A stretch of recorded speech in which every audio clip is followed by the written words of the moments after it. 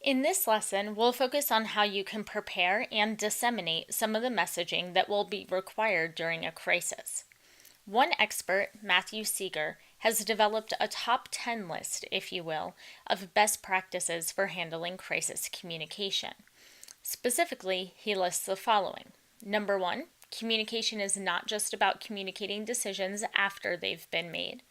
Number 2, pre-event planning is crucial. Number 3, view the public as a legitimate and equal partner. Number 4, understand the audience. Number 5, honesty, candor, and openness are important. Number 6, develop a pre-crisis network of credible sources. Number 7, engage the media and respect their needs.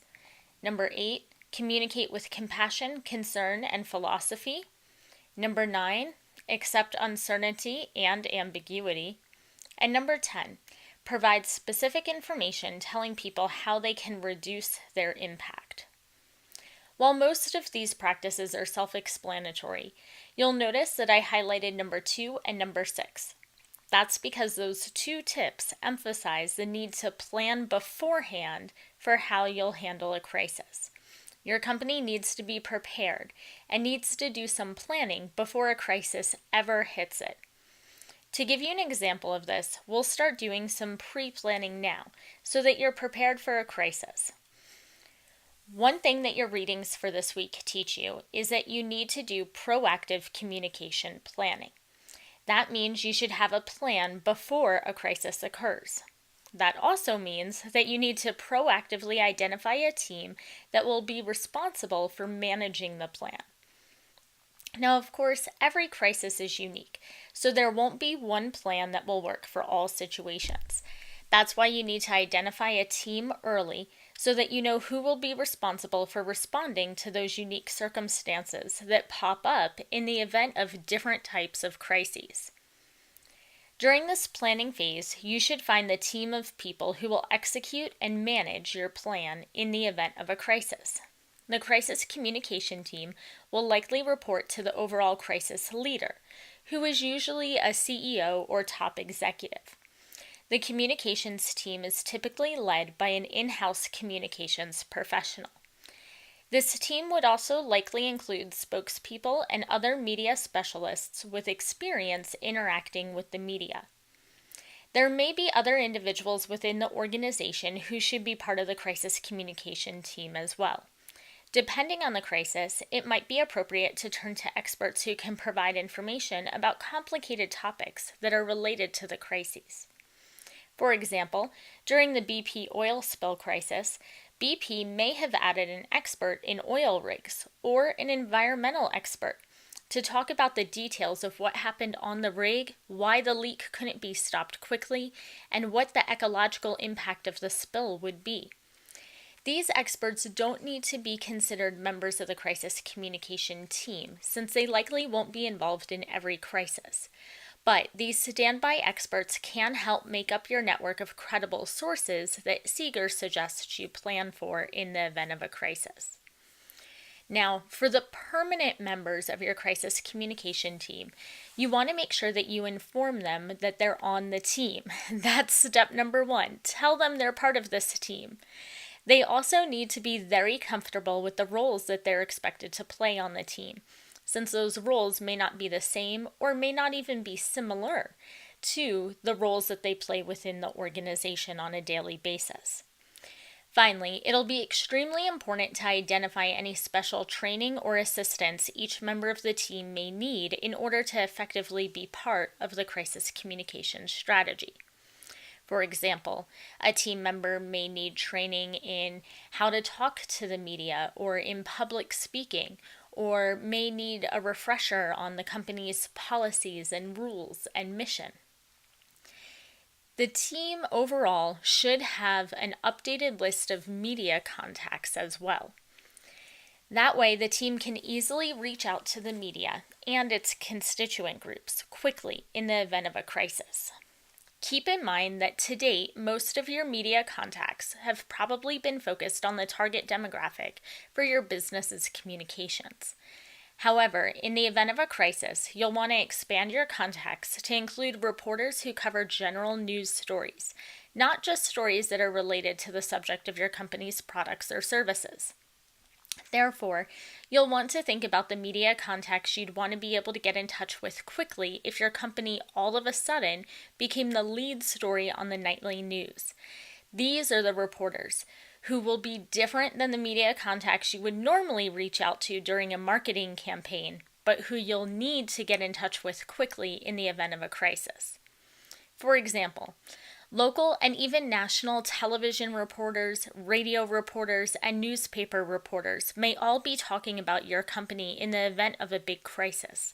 You want to be prepared to communicate with them as effectively and quickly as possible, which is why you want to have a database filled with all of their contact information.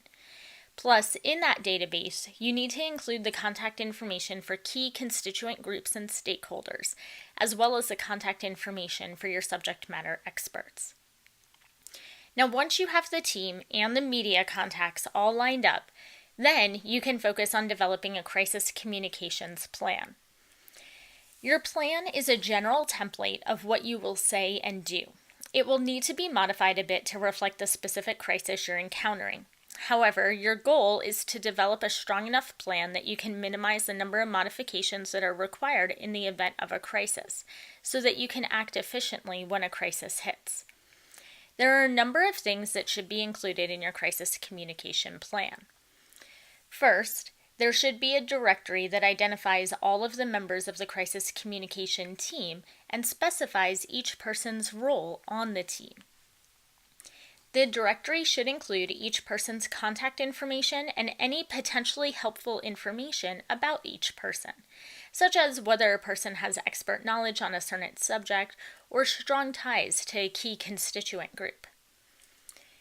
Second, you need to prepare some generic messaging that you can use in the event of a crisis to explain your company's purpose. This includes messages about the company's history, its services or products, its employees, and its customers.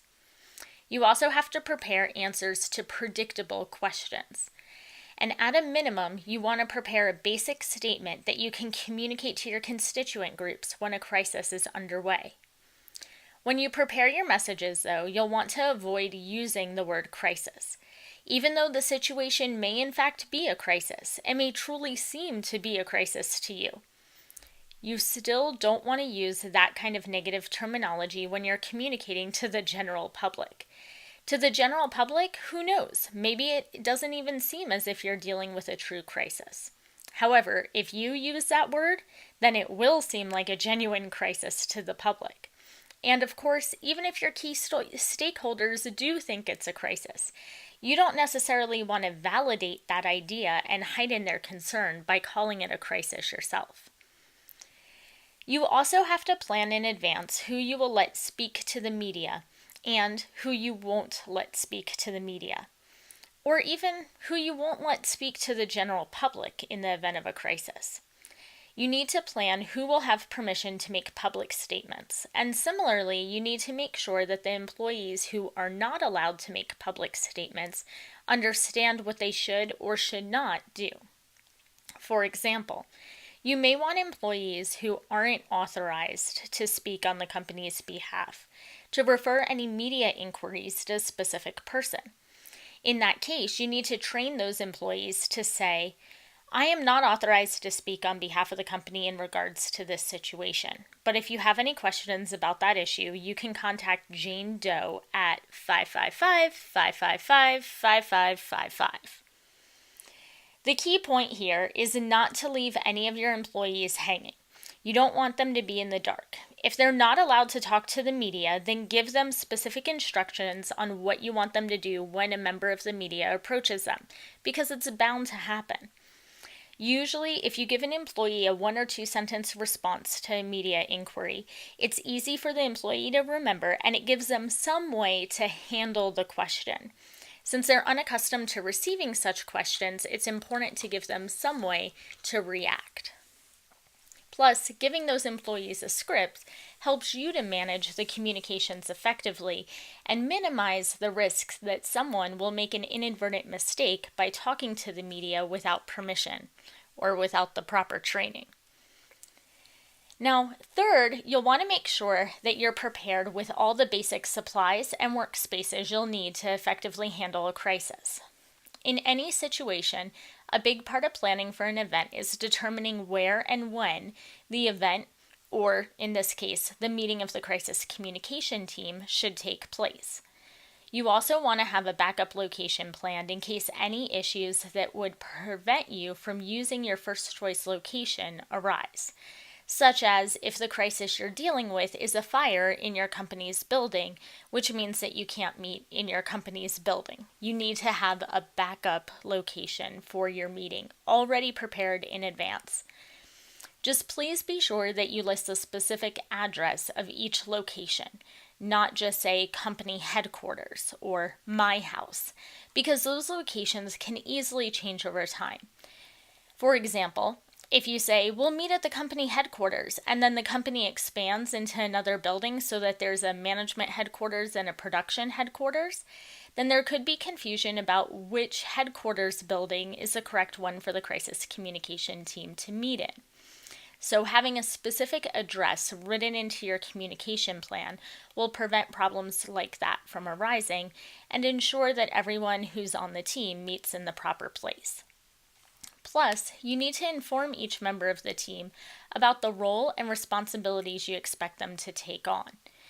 Are there any specific items that you expect them to bring to the crisis communication team meeting, such as computers, batteries, flashlights, phones, etc.? If so, let them know. And fourth, you need to consider the importance of social media to your crisis communication plan. You should already have some pre-planned messages prepared and ready to go, and social media can be a great way to disseminate that key information to your constituent groups. Of course, you'll need to remember that social media is a two-way street. You won't just use social media to disseminate your message. You also need to be prepared to monitor what people are saying about your company and the crisis it's dealing with on various social media platforms, which is going to require a lot of manpower. That's why you want to make sure you have people on your crisis communication team to deal with social media. And please remember what we discussed last week. Some of the most important places to monitor on the internet are the websites that your company does not manage.